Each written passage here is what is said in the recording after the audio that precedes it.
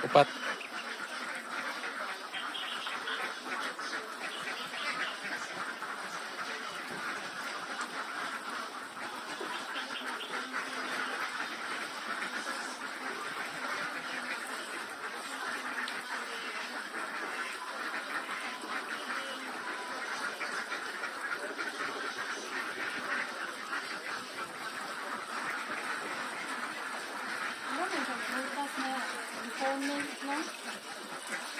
Nagbihala sila. Ha? Mulasis, nanay mulasis.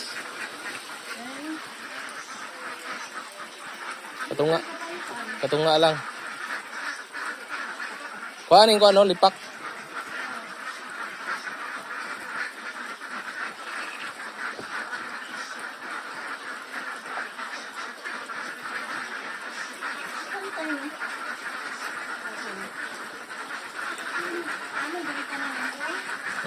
Agos man diha. Ano na rin? Ang tama na, pulong nga. Ano na?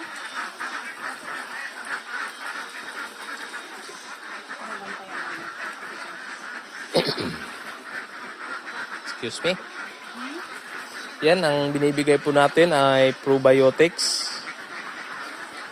So, pangpagana, pagpaganda ng digestion ating mga alagang itik.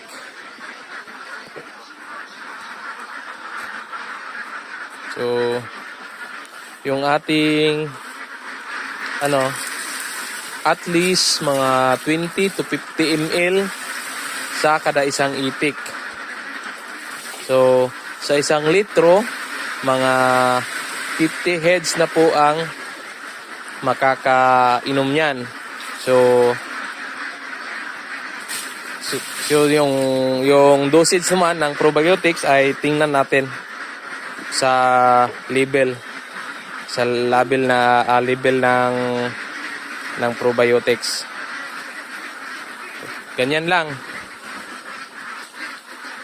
para maiwasan natin na masobrahan yung ating mga itik at hindi rin masayang yung ating binibigay na mga vitamins. So at least 20 to 50 ml